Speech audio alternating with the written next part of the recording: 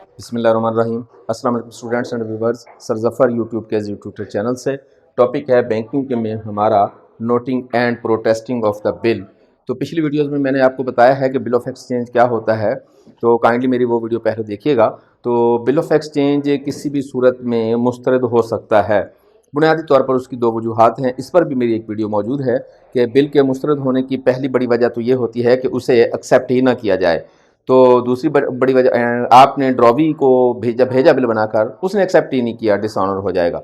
दूसरी वजह ये हो सकती है कि जब पेमेंट का टाइम आया तो उस शख्स ने पेमेंट करने से किसी न किसी तरीके से इनकार कर दिया, किसी न किसी वजह से वो पेमेंट नहीं हो सकी।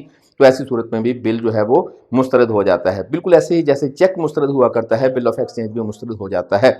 जब बिल ऑफ एक्सचेंज मुस्तरद हो जाता है तो फिर उसका प्रोसेस क्या होता है। तो जो आपका एंडोर्सर होता है या जो ड्रॉवर होता है, जो बिल को बनाने वाला होता है या जो बिल जिसके पास मौजूद है, वो शख्स जैसे ही बिल ऑफ एक्सचेंज जो है वो मुस्तरद होता है, पेमेंट नहीं होती या उसको एक्सेप्ट नहीं किया जाता, तो वो आपका बिल ऑफ एक्सचेंज का जो मालिक है, जो ड्रॉवर और एंडोर्सर हो सकता है, वो नोटरी पब्लिक के पास जाएगा। नोटरी पब्लिक अदालत में एक ओहदेदार होता है, आप जानते हैं। तो वो नोटरी पब्लिक को जाके इस बात से आगाह करेगा कि मेरा ये बिल फलां शख्स की तरफ जो था वो किसी न किसी वजह से, फलां वजह से मुस्तरद हो गया है।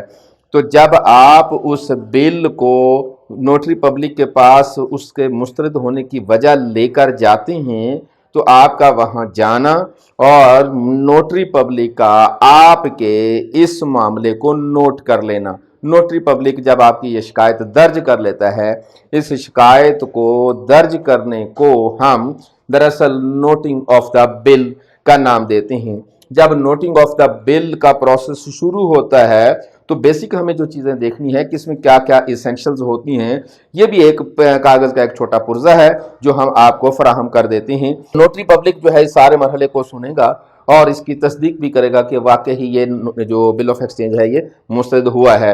तो जब बिल ऑफ एक्सचेंज मुस्तरद हुआ तो उस पर नोटरी पब्लिक ये चीज़ें जो है वो दर्ज करेगा और ये सारे का सारा एक डॉक्यूमेंट बना के ड्रॉवर को उसकी एक कॉपी फराहम कर देगा। तो जब आप नोटरी पब्लिक के पास जाकर ये बातें लिखवा रही हैं तो इस लिखने के मरहले को नोटिंग का नाम दिया जाता है। और वो नोट करने के बाद इसकी फोटोकॉपी जब ड्रॉवर को देता है और वो ड्रॉवर उसको लीगल नोटिस भेजता है, तो इस प्रोसेस को हम प्रोटेस्टिंग का नाम देते हैं। चीज़ें ये सारी आप नोटरी पब्लिक के पास गए, वहाँ लिखने का जो मरहला है, शिकायत दर्ज करने का जो मरहला है, ये नोटिंग है।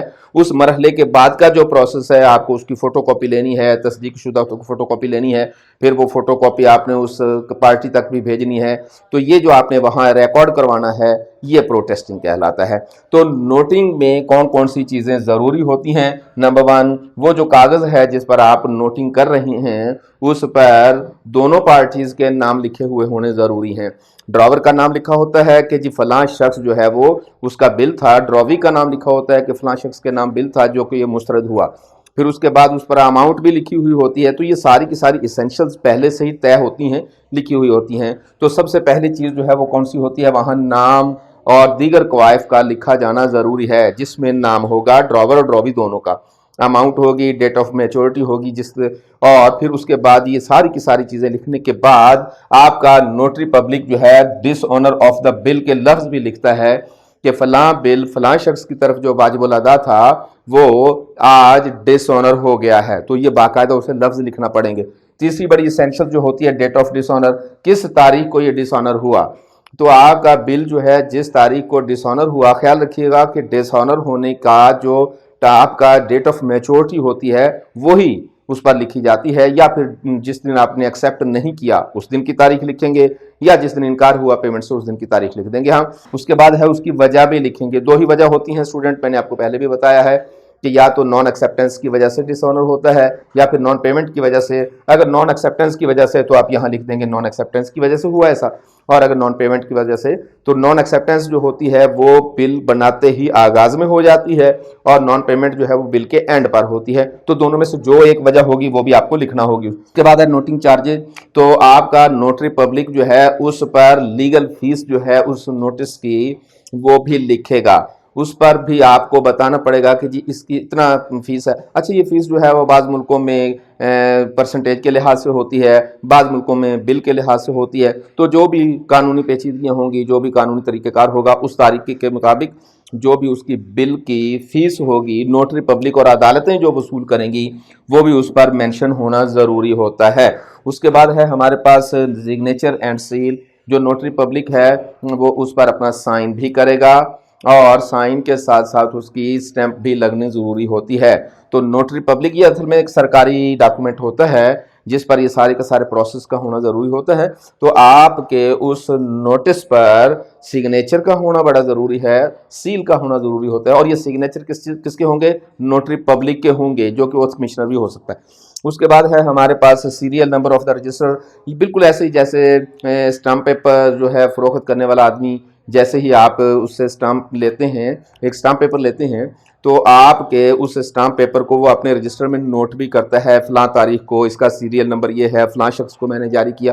तो उसके अंदराजात ज़रूरी होते हैं, उसके कवायद लिखना ज़रूरी होते हैं। एग्जैक्टली नोटिंग के लिए भी उसके सीरियल नंबर होता है बाकायदा एक, उसके रजिस्टर पर जो सीरियल नंबर है वो लिखा होना इस नोट के ऊपर। मसलन हम कहते हैं कि ये जो है हमारे पास वो नोटिंग है, नोटिस है जो हमारा, उसके ऊपर आपने यहाँ सीरियल नंबर जो लिखना है वो आपने नोटरी पब्लिक अपने रजिस्टर के मुताबिक लिखेगा। इससे पहले फर्ज करते हैं जो सीरियल नंबर चल रहा था, मैं कहता हूँ ये चल रहा, तो उसके बाद हमने डॉक्यूमेंट ये बनाया है 222 का नंबर वो दर्ज कर देगा। तो यूं नोटरी पब्लिक का जो रजिस्टर होता है उस पर जो सीरियल चल रही होती है, उस सीरियल वाइज में जो यहाँ नंबर अलॉट किया जाएगा उसको यहाँ मेंशन करना भी बड़ा ज़रूरी होता है। तो ये सारी की सारी चीज़ें होंगी तो हमारा नोटिंग जो है वो कंप्लीट हो जाएगी। जब ये नोटिंग कंप्लीट हो जाएगी तो फिर हमारा जो नोटरी पब्लिक है इसको एक फ़ोटोकॉपी बनाएगा इसकी, और फ़ोटोकॉपी बनाकर ड्रॉवर को दे देगा।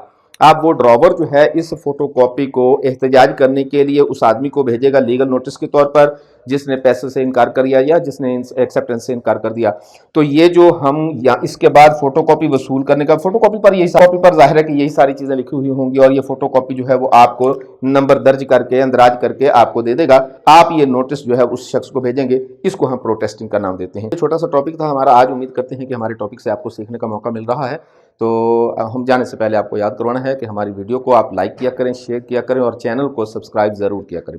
बेल आइकॉन ज़रूर प्रेस कर दिया करें ताकि हमारा बर वक्त नोटिस आपके पास पहुंचता रहे। अपना बहुत सारा ख्याल रखिएगा। हाजिर होंगे अगली वीडियो के साथ। वस्सलाम।